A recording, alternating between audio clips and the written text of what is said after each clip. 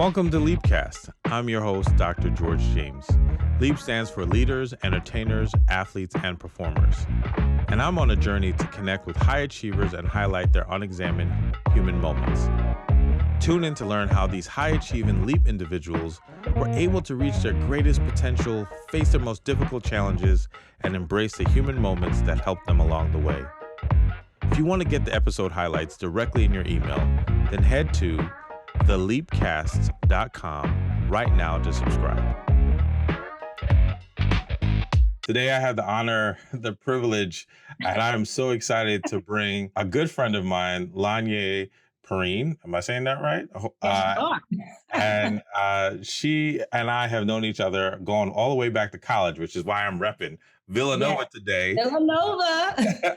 We go all the way back to college, and I am so excited about all the things that she's doing. She's an actor and producer, super mom, super wife, extraordinaire, doing incredible things. Lony'e, thanks for joining me today. Absolutely. Thank you for having me, George. Out of our connection, I am just so happy for you and all that's happening. And I know there was a journey. So how we like to start is that we like to learn more about your Leap story. So just tell us a little bit about where you are now and kind of, but more so, how did you get there? Tell us a little bit about your journey to this point. Oh, wow. Well, I can say now I am a working actor and producer. I make my living doing just that. But that wasn't always the case. As you know, I went to Villanova with you. And when I was in school, I was studying various different things. But I started out as a kid actor doing commercials. My mother was a model. So I had left that behind. I didn't know that. Look at that. It was already in your DNA. Yeah, my mom was a model. And once I found sports around, I want to say maybe 12 or 13, I kind of phased out of acting and just was focused solely on running, which led me to Villanova. But while I was there, I was in that weird stage of trying to figure out what I really wanted to do, because I was a political science major, English major, minored in Africana studies, was running track, but also taking theater classes at school. So it was kind of like all over the place. Yeah, well, shout out to all those people who are trying to figure out what they want to do in school.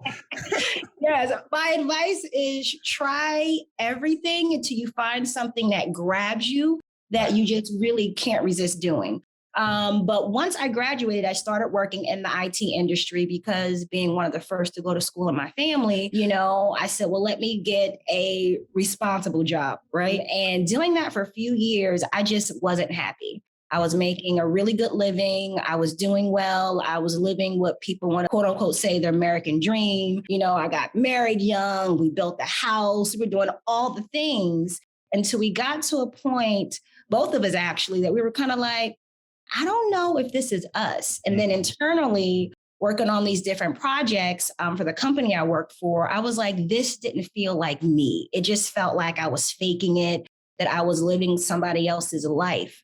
And I got to the point where I was like, there has to be more to life than this. There has to be more to life than just getting up, going to a job that I don't like just to make money and to say I'm successful. But is that really successful? Because I don't feel successful inside. So my leap of faith kind of happened around that moment. We had been married for, I want to say, not even a year. And already into the marriage, we're just shaking things up. My husband, unfortunately, a year in, we're like, let's change it up. Let's change it up.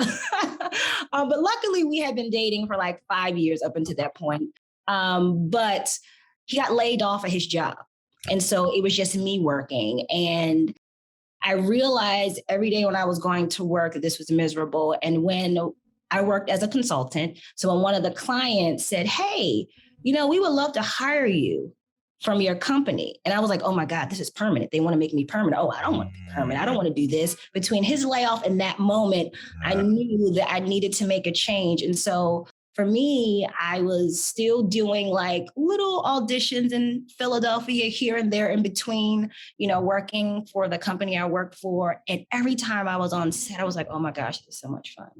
I felt like I was alive. I felt like, okay, that's what you're supposed to be doing. But I kept hearing all these thoughts in the back of my head saying, that's not a responsible job. You're from Delaware. Who makes it from Delaware? You got a great, right. You got a great college degree. What are you doing? You're going to throw that away and go act and hope you make some money. Do you know what I mean? And so, but I just got to the point where I started having anxiety attacks at my job in the parking lot before going in the office. And I was like, what is this? And I realized at that point that I needed to be honest with myself, honest with my husband, who already knew. He already knew. All right, he's just waiting on you. He was waiting on me. And I did background. I think that's what the last one was. I did background in this movie called Annapolis. I knew you were going to say that one. I remember that one. Forever ago. And it was like 2 weeks on set. And I met some great friends who I'm still friends with to this day on that set. And I was like, this is what I want to do. It was 2 weeks of just that. And I was like, this is what I want to do. And my leap of faith was taking a leave from my really great paying job to go to Tish's summer school that they have in New York City for acting. I was the oldest person in that class, but I left my husband and went up there for an entire summer to just immerse myself in acting and to find myself. And that was my big leap. Wow. I mean, I know there's more to the story, but so much you said already, I'm just in awe of. I really appreciate that. And I could relate to this coming from an immigrant family, coming from Jamaica to the US, parents not having a lot of education, didn't finish high school. And they didn't put the pressure on me, but I felt it, right? Like, go do something more than what we've done. Right. We've worked hard. And when you said, like, I was, one of the first to graduate college and had to get a responsible job. I mean, I can only imagine what that felt like to leave the responsible job to take the leap of faith. I'm like, tell me about that. Tell me about that inner struggle even. Oh, it was hard. It was a lot of inner struggle. But what I can say what helped me was my husband. He was so supportive. And you would think we had just built this brand new house, big old house. We have a mortgage, okay? He's laid off of his job. Right. And I'm saying, I want to take a leave and go do this. And he literally looked at me. I will never forget the look on his face in which he said, he goes, listen, we got to do this. If this is something that's important to you, you got to do this. I don't want us to be in our 80s on a rocking chair and you looking at me saying, I didn't do what I really wanted to do because of you. Yes. And I was like, okay. And then I went to go, to New York for, I think it was the whole summer. I saw him only on the weekends. And I had the time of my life. It was like, I think I had like 8 different teachers. Like I was doing the most. Like I was just so involved and so ready. And it was that little nudge that I needed, what then compelled us to move to New York. But it was a lot of internal struggle. And it's interesting because it wasn't coming from my family. It was coming from me. You know what I mean? It was more, I thought I had to prove something to my family to be an example to the other kids because college wasn't something that was really talked about or really thought about, in my family. But my dad talked about it before he died. He died when I was a kid. And so I was like, I got to do this thing. I got to live this life. But I was like, nobody's forcing me. People thought I was a little crazy when I said, wait, you're leaving? You have benefits? Right. You have a good salary. You're leaving that to go. Regular check. You get a regular check. And y'all always vacationing? Like, what are you doing? On this dream that so many people, try to go after, and I had never seen someone go after a dream and it happen. I'd never seen it. And so something in me was like, no, you should be doing this. Even though it looks crazy right now, you should be doing this. So I had a lot of mental struggle.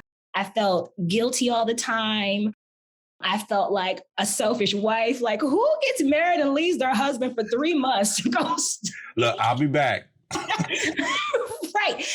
All these mental things. But every time I had the doubts, oh, you're too old or you're starting too late or all of those thoughts that kept coming that were just negative thoughts, I just kept having that feeling inside like, no, this is it. And even though it was uncomfortable and even though it was scary, I just kept doing it.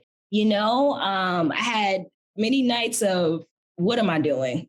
You know what I mean? This is insane. But something in me was like, no, just stay the course. There's something else for you. I love that. You are dropping so many like really important like gems and nuggets. Like I appreciate your willingness to say, talk about this internal struggle, talk about the anxiety attacks that you were having, going into something that in your spirit, in your heart, in your soul, you knew it just wasn't right. Mm-hmm. And how we do that, we force ourselves to just keep going. Mm-hmm. And how like you felt that along the way, I don't know if I'm doing this right, or if I'm too old, or all the other negative self-talk that could happen, and you kept pushing your way through. So I'm curious about that. Like those moments when the self-talk, the negative self-talk was loud, how did you handle that? I would pray. I didn't know what else to do.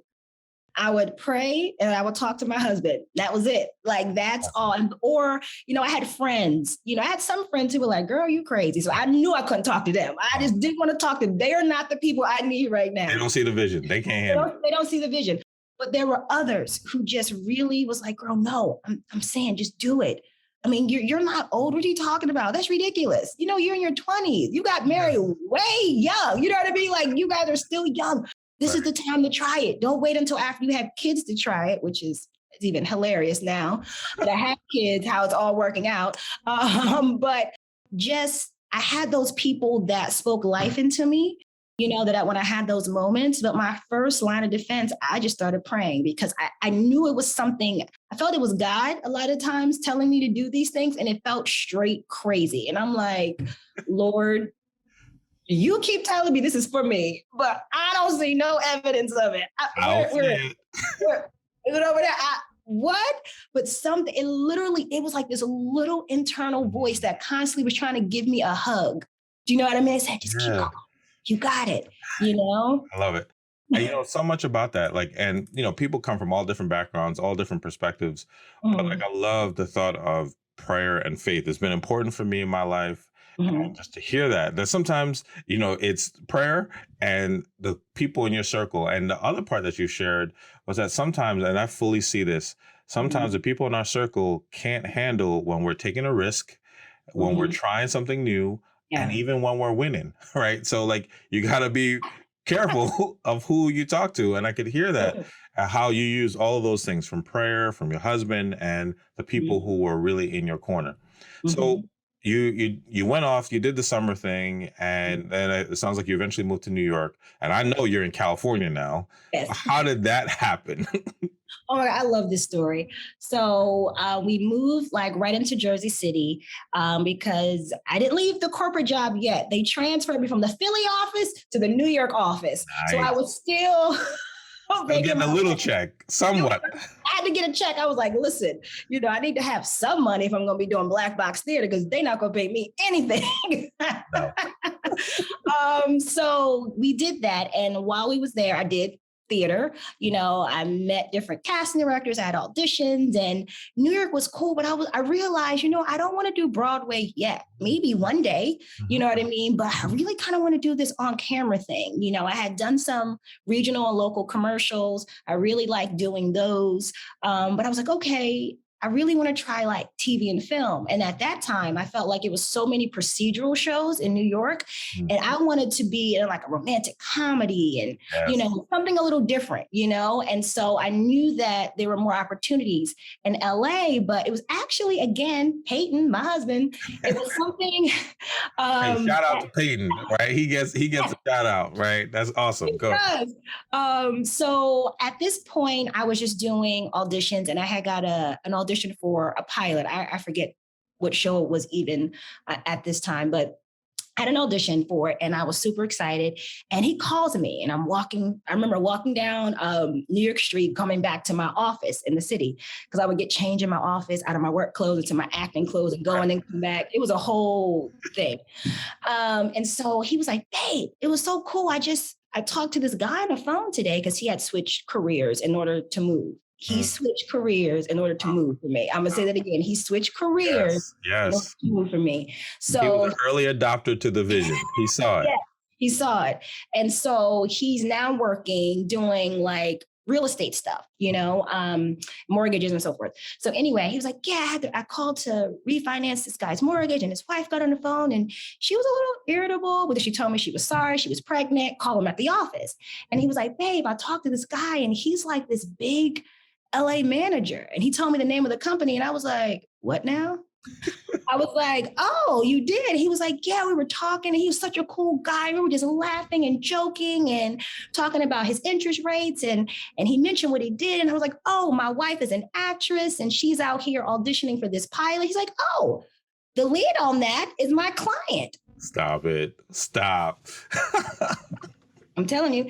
And he was like, oh, here go Peyton. He's a sales guy. Yes. Oh, he was like, wow, that's so awesome. Would you be able to just chat with my wife? She's trying to get her, her foot in the door. She would love to be able to talk to you to get any advice, suggestions on how to maneuver. She's done this, and this. What do you think? He was like, I would love it.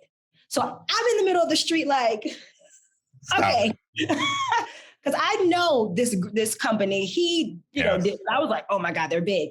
And so he set up a day and time. We talked, we laughed, we asked all these different questions, and he was just excited to hear about my journey. It was very interesting because, like I said, I knew of the company and I knew how big they were, but he was genuinely interested in what I wanted to do and what I was doing. And he was like, oh, that's so crazy, like your journey so far. And he knew of the company I was working for.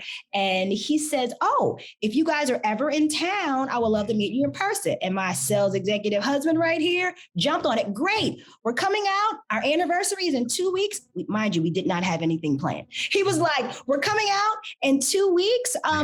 Can we put it in the books now? And I'm like, we're going out in 2 weeks. Like, yes, we are. Yes, we are. And lo and behold, we did. We came out. Was it our 2 year, 3 year, something? It was early in the marriage anniversary. Well, you shook things up in year one. You may as well go out to California year 2 or 3. Hey, it's all good. Exactly. And so we came out here, and I remember the office was right off of Sunset. And I was like, oh my gosh, this is so dope. And of course, being the A-type personality that I am, I had a list of questions in my notebook. I was ready, So we go all the way to the top floor of this building. And I'm like, oh, this is so nice. We're sitting in the lobby. The lady offers us water. And I'm like, this is really nice. I LA life. I can get used to this. I've been in similar settings, but it was for non-acting related business. You know what I mean? But this was different, And we walked into the boardroom, big old boardroom. Literally, I started laughing because Entourage was out. Then I'm like, oh, this is like one of those Entourage boardrooms.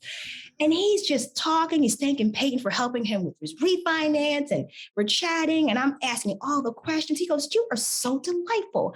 And I'm asking him all these things. He goes, well, I said, so how does it work out here with the agents and managers? Because I'm represented by these folks in New York, how does it work out here? He goes, why would I want to share you? And I'm like, I was floored. I said, excuse me?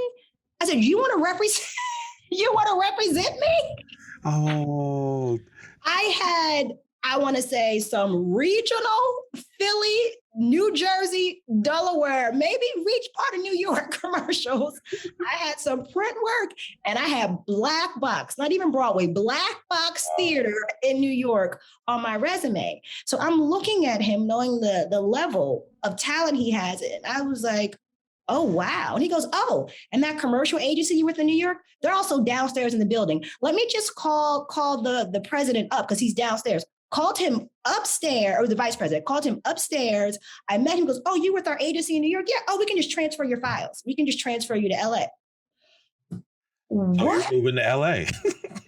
And literally, and it was kind of one of those moments where we were like, wow, because I had came out to LA, I want to say a few months before that, because I had got into this acting program in New York, and they only chose 20 people. It was a ton that auditioned. I was one of the top 20, and I flew out here just for 2 weeks. I think it was 2 weeks, just to kind of workshop, meet casting directors, see what LA was like. So I came out here doing that on my own. And so I was like, okay. And we left, and Peyton goes, well, I guess we're moving to LA. And we talked about it. And again, he said, I don't want you to look at me. I love it. You're rocking chair when you're in your 80s, when we're in our 80s, saying, I didn't do it because of you or because of whatever. And so again, his belief and faith in my abilities. And I have to admit, I don't think I saw it as strongly as he did. Like I wanted to do it, but he was like, no, babe, you can really do this. And I was like, oh, I got to still do this to get to the next level, this. But he was like, no, I see it, babe. Like he saw it a little bit stronger than I did. I love that. To LA. I love that because sometimes when we're on the journey to achieving our dreams, right? We have to have some opportunities or some experiences that make us believe that we're going in the right direction. Right. Right. Because we, like you said, we could doubt it. We could have like insecurities. We could have all that. But some things that just say like, no, I got you. You're going in the right direction. Yes. In fact, like, some people will be like, oh, that's just luck. All right, maybe that's for you. But for some others, right, like that just sounds like that's just what's supposed to happen. That was like divine. That was, for some people might even say serendipity. I mean, there's all these ways that people try to say it, but it sounds like that was like what you needed in the right time. Yes. You say like, let's move. And I love that your husband was like 10 years ahead of you where you were. He was in the future. He's like, no, I already see it.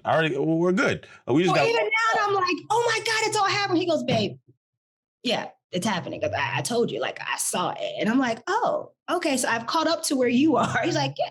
And now he's probably still a little bit.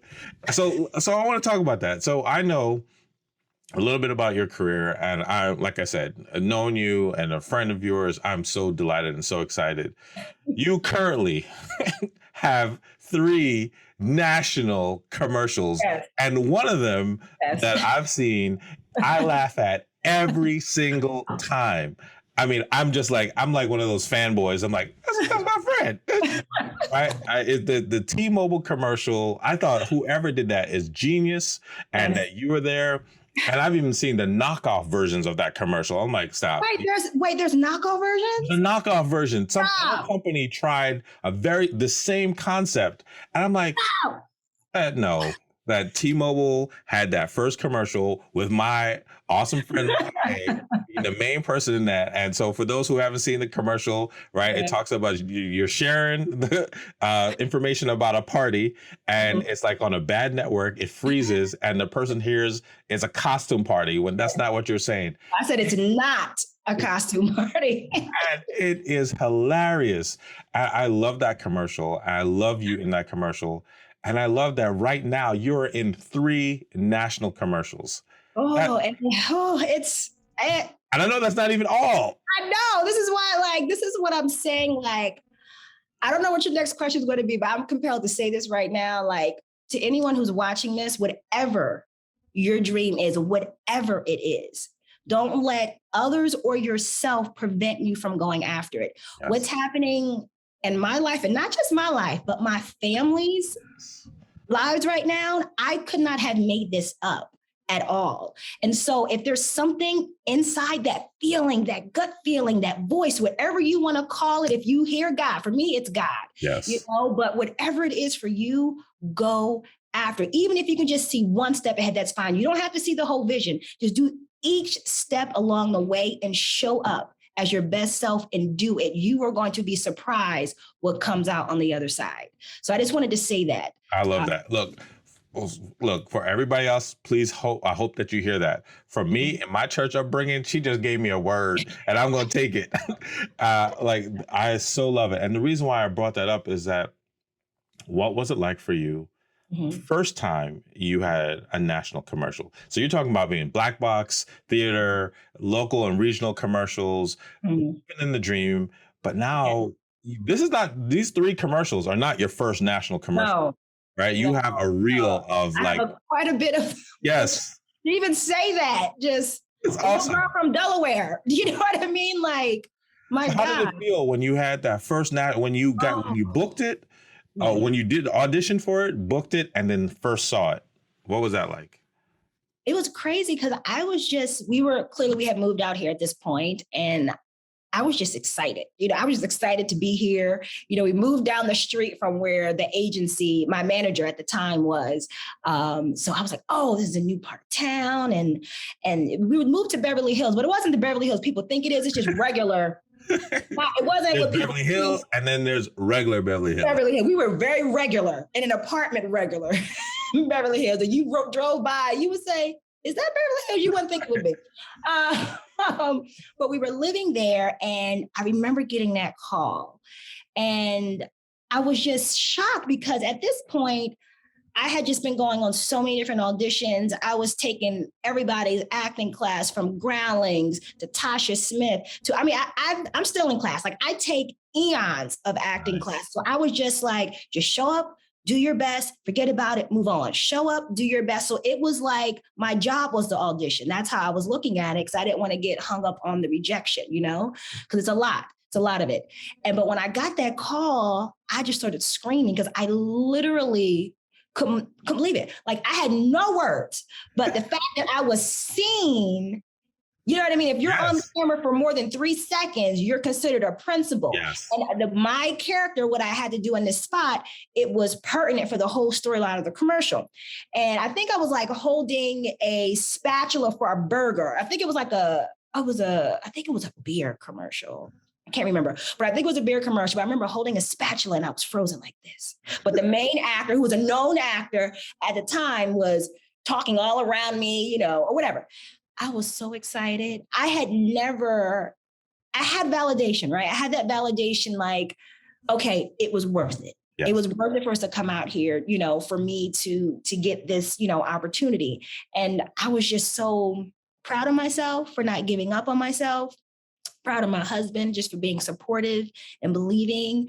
And it was like, okay, I can do this. And that confidence led me to the next job. And that confidence and that skill set I keep, developing led me to the next. And it just literally, I kept going and going and going. And it wasn't fast. None of it has been fast, but I'm just really thankful. And I never forget that feeling. And I still feel that way. Like every time I get a call, I still feel that way. Almost, I can't believe it. And my husband is like, girl. What? And my kids they make fun of me. And I was like, oh my God, guys, I'm on hold. Okay. And I'm like, what? Mom, of course you're on hold. Oh. Then I'm like, oh my God, I booked it. Yeah, Mom. I love it. I mean, I can totally relate in a different way. Like I've been fortunate to do TV work for the work that I do in terms of mental health and helping people and being on TV. And just the other day, somebody said, oh, so what TV interviews do you have this week? Right. It's almost like a guarantee. Right. And I paused and I told them which one I was doing this week. Right. But it's like that thought of like, for me, it feels new every time, but like, it's become normal for everyone. Yes. And, and with what you said, like, I was just going through my mind, what I know, like, the commercial that you just mentioned, I know you've done maybe at least 1 or 2 for Walmart. I know you've done for Best Buy. The Best 3 Buy. Now is T-Mobile, Chase, and Volkswagen. And 2 of those your family was in, right? Yes, 2. Which is incredible. Which like I remember like hearing of like I think you told me like especially with all that was happening, more places were looking for families. So why not your family? So listen, how many commercials have? Well, those are just few. I just wanted to name some of the things you're doing. Oh yeah, I've done. Okay, let's see. It's so awful. I cannot remember which beer commercial it was. That's so bad. It was that one. I've done some Lowe's commercials, Walmart commercials. I've done several pharmaceutical commercials. Kalina was one of the biggest ones. That actually was the first one that had my son and I when he was a little bit older, and my husband in that one. I've done. Oh gosh, I'm seeing the commercial. Oh, AT&T. I've done. Oh gosh, it's so many more. I'm seeing the visuals in my head. It's so many. I think I've maybe done 15 to 20 at this point, national commercials. And it's so crazy because I remember hearing interviews of different celebrities talking about, what was that movie you did? And I always laugh like, how come you can't remember what movie that was? And it's funny that I cannot remember. Right. Let me check my IMDb. I'll let you know. Right. But it's on my website. I try to have like, one of my favorites, how can I forget this? Hefty. One of my favorites with John Cena, that was hilarious. That was so funny. But I've done quite a bit and very thankful, thankful to had all those experiences. On top of doing the work, they were all fun. And on each opportunity, I met some really, really cool people, got to play with other little kids, and those opportunities in the commercial space opened up, the industry to see me a little bit different and allowed me to get called in for what I came out here, which was TV and film. So I love doing commercials. They're fun. That's once again, I'm very happy. And I also know that you and your husband and your family have done your own series, and was just amazing, great family oriented, funny, but also kind of hits where people are. And I guess share a little bit about, like, as you've been on this journey, what made you want to do something on your own, as well as something in that way? Because you could have gone a whole bunch of different ways to talk about family, right. But humor and depth and also just realness about what people go through. And right. So tell me about that. What made you go on that journey? It's interesting because as I was on my journey in Hollywood, I realized, like, I enjoyed doing commercials, but I realized there were all these gatekeepers to get in for like TV and film. And after a while, the industry could start to see you as one thing. Oh, that's Lonye. She does the commercial. She's she's the this, whatever the this is for them, And I'm like, but I want to do more TV. And I had done some TV shows, like co-stars, guest stars on shows, but commercials is still what I was doing majority of. And so I said, you know what?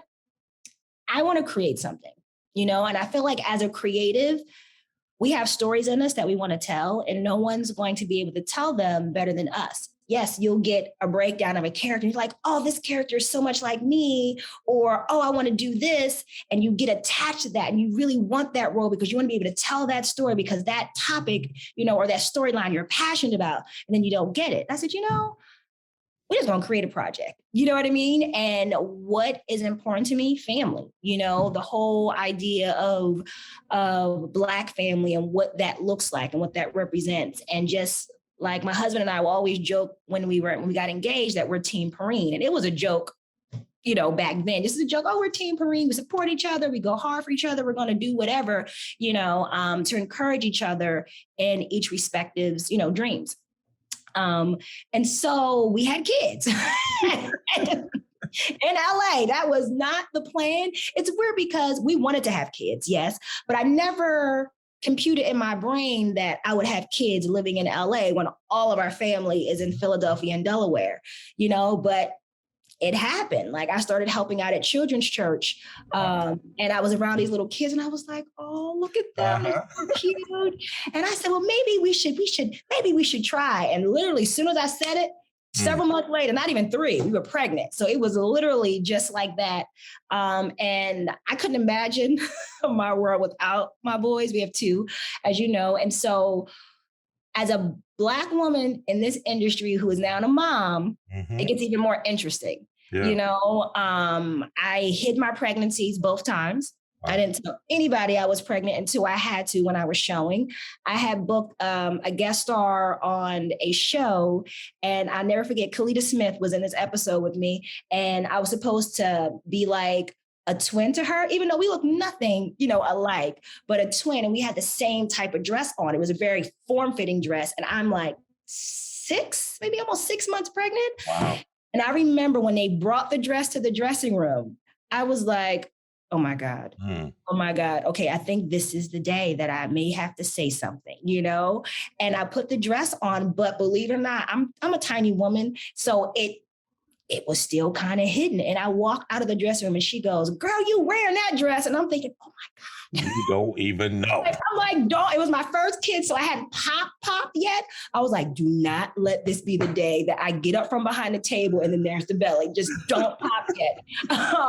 So like I had moments, right? Like that on different TV shows and great experiences, but it wasn't frequent enough for what I wanted for myself. You get a taste of that and you're on the show and you're having a good time and you're meeting Jackie and you're meeting all these people you grew up watching and you have this high and you're like, I want to do it again.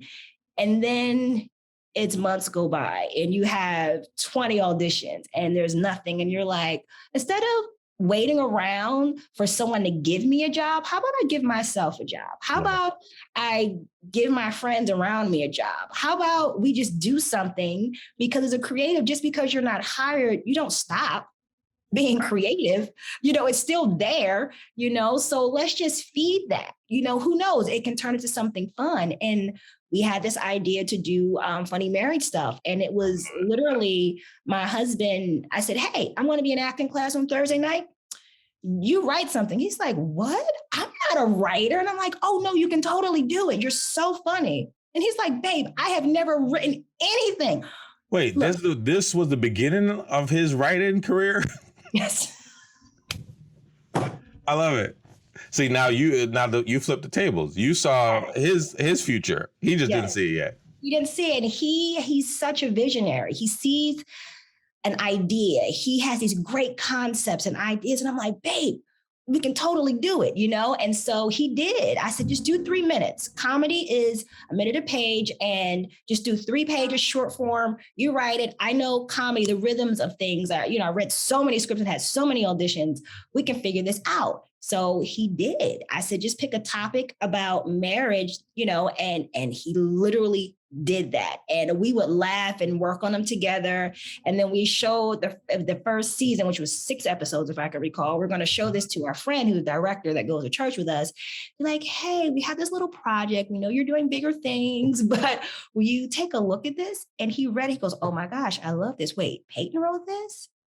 And I was like, yeah. And he was like, I was looking for something else to do in between my current projects. Let's do it. And this guy was already doing things, on network TV and so forth, but he believed in us and he helped us and he taught us also along the way things we didn't know. And we just called friends, begged, borrowed, I got what we need, shot it in here, and with no budget, we just came out of pocket and we did it. And we put it on YouTube, and I thought I was going to be sick the morning we uploaded it, because I was like, oh, this feels weird. This doesn't feel like it's vulnerable. You're exposing yourself and this product and this dream to everybody, of course. And so I was like, oh my gosh, this is crazy.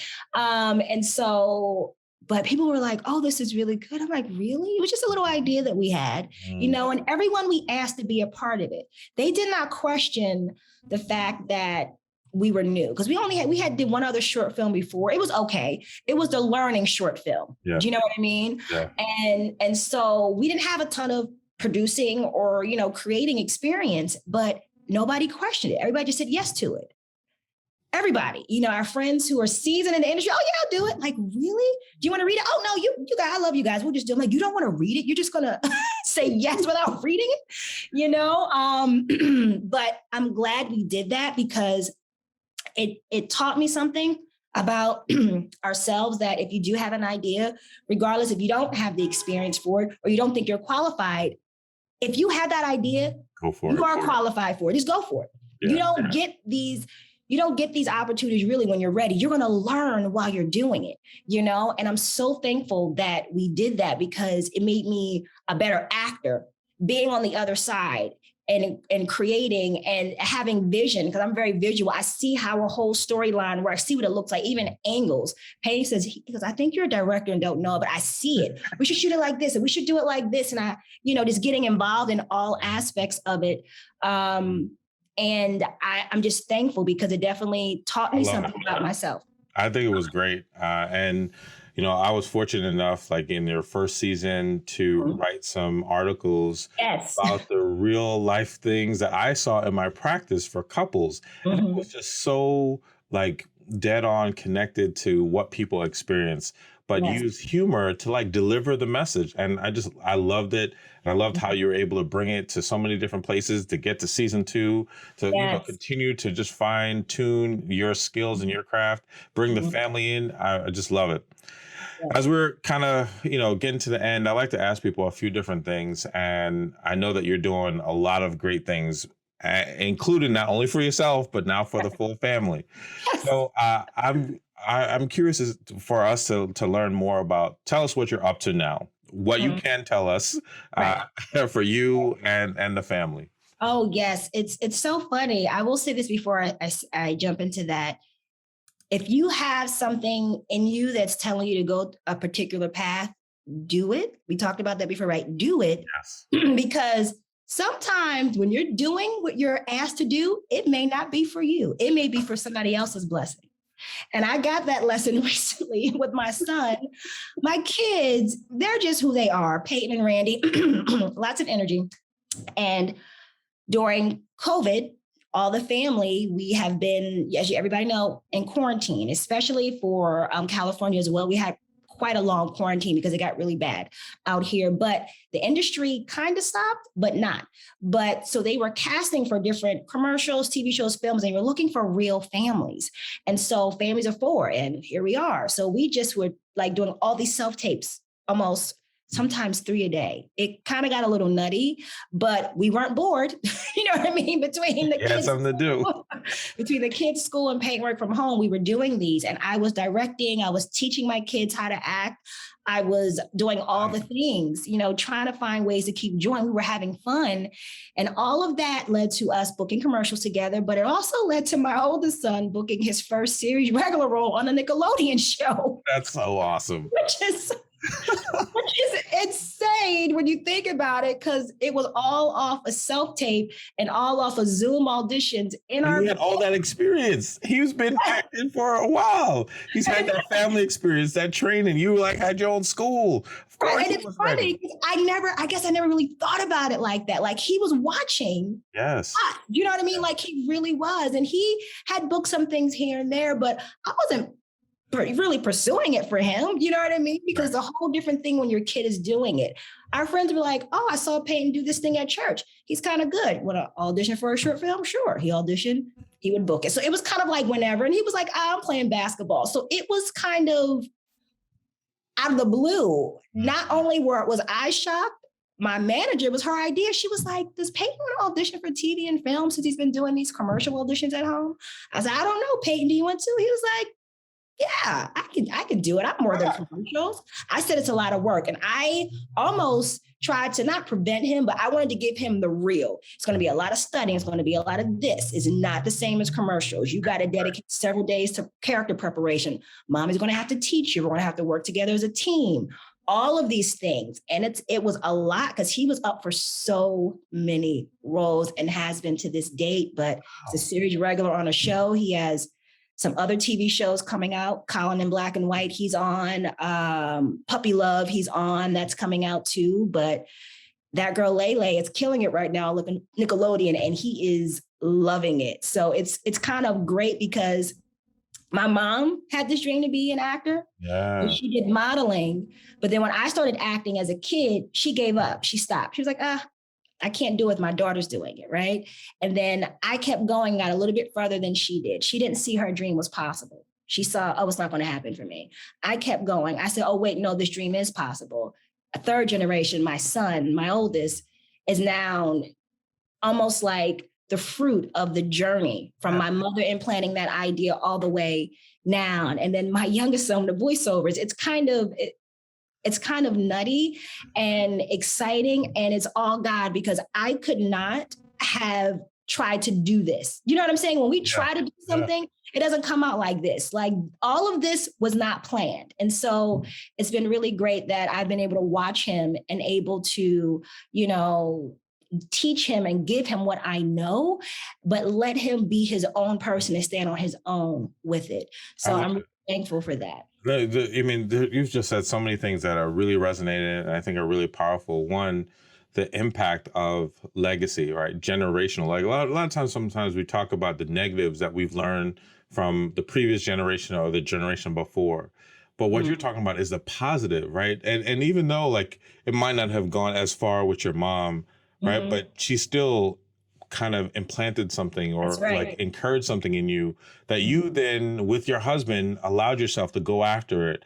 And then you literally birthed 2 kids into that dream and into that vision that are now fulfilling that and in their own way. And I think like sometimes, right, like you said, going after the dream sometimes it's not even just for you. It's maybe for those who you're connected to, because you wouldn't have scripted it out this way, right? You wouldn't have planned it out this way.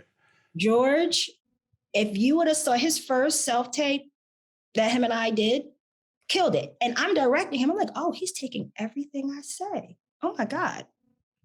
Oh, and I thought it was just me at first. Maybe I'm biased. And then my manager goes, what is going on? I just looked at this tape. Wait, what? And I'm like, I know. Second audition, booked it.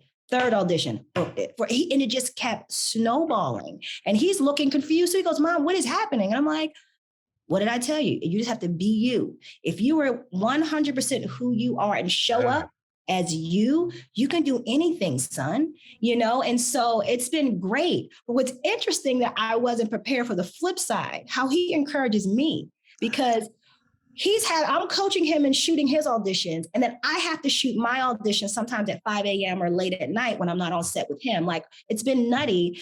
And I've been booking while he's been booking. So it's like, how do we do this? How do we do this, as a unit? And then Big Peyton and Randy, they come in, you know what I mean? And Randy's like, I want to do voiceover. And Randy in the voiceover space now. And it's like, I would have, again, this was something we were not trying to do with our kids. It literally were things that just kept coming to us. People asking us, do you want to try? And each time they were like, oh yeah, that sounds fun. Let's do it. You know what I mean? And every audition he gets, do you want to do this? Why are you doing this? I always ask those questions. He goes, well, I really like it. And I'm like, okay, I just wanted to make sure you're not doing this for me. Oh, Mom, no, I really like this. I love, and you know what's interesting, and you said this before, and I know this is a little bit deeper, but like the fact of being a Black woman, mom, actor in the space, and navigating all these different things. I'm wondering, like, how have you done that? Like, what has allowed you, given you the strength, the ability? Because I know it's not easy. And like you said, you had to hide your pregnancy, right? But you had to be aware of certain things because one, you not only get pigeonholed, but there's all biases, right? And like biases of being a woman, biases of being pregnant, of being a mom, being Black. Like there's all these things that people are throwing at you, and you're just pushing all of that to get to where you are. Like, how have you done that? Oh, I want to sound like a broken record. God, like my faith. Like, honestly, like I have to look at myself sometimes and just journey. Like, you are enough. Yeah. Like you, Lony'e, I look at myself in the mirror. You, Lony'e, are enough. Yeah. You're getting these opportunities. I don't look at them as, oh, this is lucky. Oh, no, this is God giving me an opportunity for me to show up. And I'm going to show up as my best self. I'm going to do my best. I'm going to be kind. I'm going to be whatever, whoever I am. I'm going to be me and just do it and move on and, go for the next thing that God has for me. I literally show up each time like that. It took me years to get to that place, because I would have all the thoughts of, oh, this or that. The biggest thing that's come up has been age for me. A few years ago, I was like, oh, I'm getting older. And Everybody, she looks the same way she did in college. I'm just saying. But I literally kept saying, oh my God, you're getting older and you still haven't reached your main goal that you wanted to attain yet. You've been doing this for a long time, girl. Get it together. I would have those thoughts and I'm like, no, I can't think that, and it's crazy because now I'm getting my opportunity later in life. And I'm shocked by it, to be honest, because of the age that I am, and looks are very deceiving, but I am thankful for DNA and my mama and God and wherever else, you know what I mean? The whole package, all in the gumbo. All of the gumbo, because now I'm doing commercials. I'm in the episode Colin in Black and White. I got to work with Ava DuVernay. Like I'm guest starring on another TV show, Puppy Love. I just booked 2 other commercials. I shot one. I'm about to shoot one this week. You know what I mean? Like I'm getting in the room for big auditions. I was on hold for my first series regular role ever during a pandemic, all from auditioning from my bedroom. And you're good at it, right? And you practice your craft. Yes. You push past all these things. And I appreciate the thought about the self-talk, right? You are enough. And sometimes we don't say that enough to ourselves. That's right. How we are, who we are, how we show up, how we look, all of that is enough. And if we just believe enough and go after it, these things can happen. A couple last questions. I'm wondering, with all that you're doing,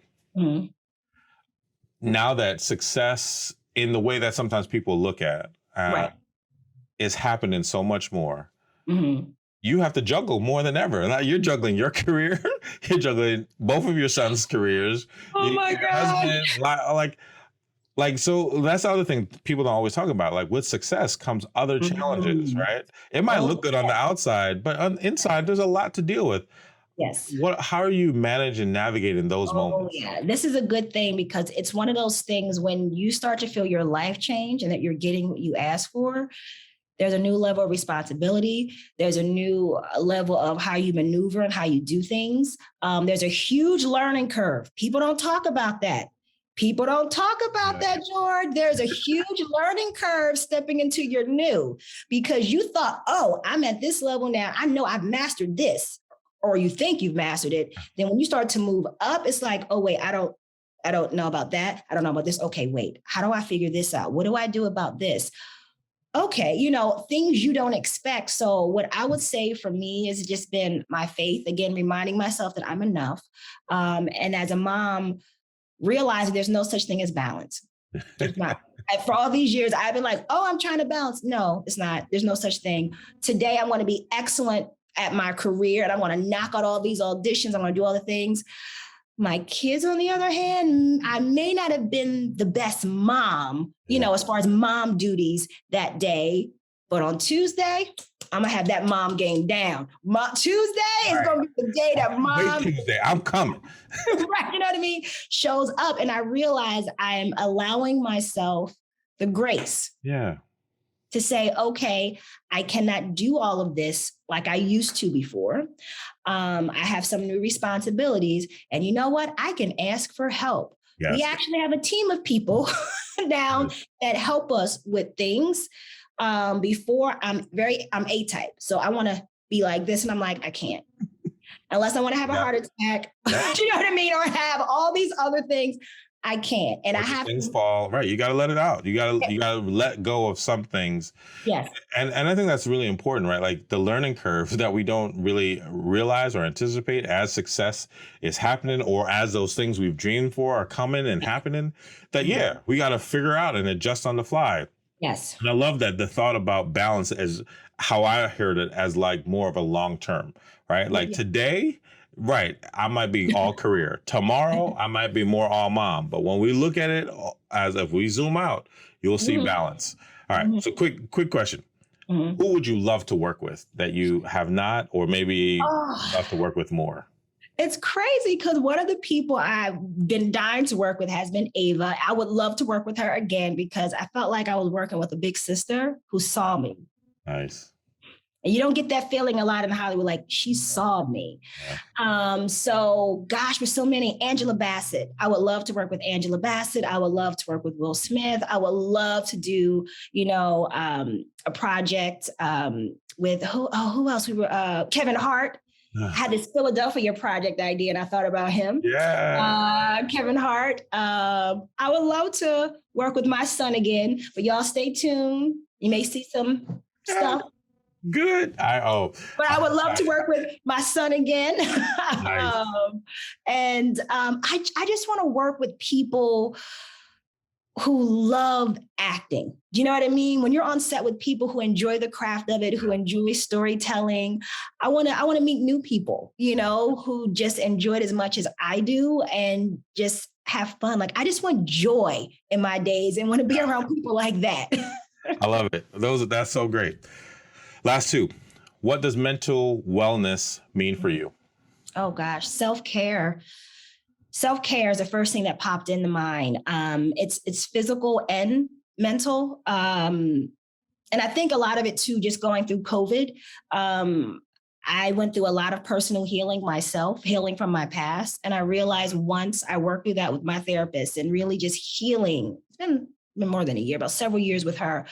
The more I've healed myself, the more I've looked at what happened to little Lonye and not judged it. You know what I mean? Not put it down, but just said, you know what? That happened, but that doesn't define me. Yeah. You know what I mean? Yeah. That my life started to change. And once I put me as Lonye, not me, Lonye as a mom, a wife, but just who Lonye is, first, and putting self-care for myself. And it comes in various forms for people, putting that into place and healing, that's what good mental health is for me. For me, mine includes the physical. Like, I'm a runner. I will always be a runner. That brings me so much joy and peace. It may be something else for someone else, but that is a part of who I am. That prayer, I journal a lot. I pray a lot, y'all. I pray a lot. And my whole family, we're all praying. It's been working, so hey. No, and I journal, and it's so important because I realize you cannot do anything in life. This is my belief, without having good mental health. I mean, you can do it, but are you happy doing it? I want to be authentically happy living my journey. And so that's what I want for me. And you also have to be mentally sound, but also physically. You cannot do anything in life if you physically cannot get up out of the chair to do it. Do you know what I'm saying? Yeah. So that's kind of what it means. And it makes so much sense, especially in just hearing you and your story, right? That it almost sounds, even from just listening, right? Like your journey, your faith leap has been all these things. But then as you continue to do your own work for yourself, for your emotional and physical well-being, and you were going after and being patient and still not giving up, then it all started to come together. Yeah. Very last question. Yes. What would you say is your mental wellness advice for your younger self? And that could be as young as yesterday or many years ago. That's good. Okay. I would say I would look at little Lonye with the pigtails and say, you don't need others to validate you. Yeah. That's what I would say. Yeah. Oh, I love that. Yeah. I love that. And I love how so many times that's what we're striving for. Yes. And so many times, and for different people, from mom, dad, auntie, uncle, brother, sister, spouse, children, and to be authentically you, to be happy, filled of joy, and knowing you are enough. That's right. You don't need nobody else to say it or to prove it. I love that. Man, I was talking to my husband about that the other day, and I'm like, all those years, from either the way I looked or my thoughts or my ideas, it was always like, I wonder what so-and-so would think. For all that energy, first of all that energy it takes. Listen, I don't know if that's part of the reason too, that's getting older. Listen, I don't have the time. No. I don't got it. I don't got it. If so-and-so don't like it, so what? It brought me joy. Lony'e, you are amazing. You are more than enough. And I'm so grateful for your willingness to be on the podcast today, to just talk and to share. I enjoy our conversation and everything, these nuggets I want to take away. Lony'e Perrine, who is an actor, producer, super mom, wife, and then you can take all that away. The most important part, she is enough on her own. And I love you being a part of the podcast today. So thank you. Thank you. Wow. What an incredible ride we just went on with another great member of the Leapcast community. I appreciate you listening and hope you got some tangible value from the episode. Please let us know what you think by leaving a comment, rating, and review. As always, please don't forget to subscribe wherever you listen to podcasts. This is Dr. George James, and I'll see you next time.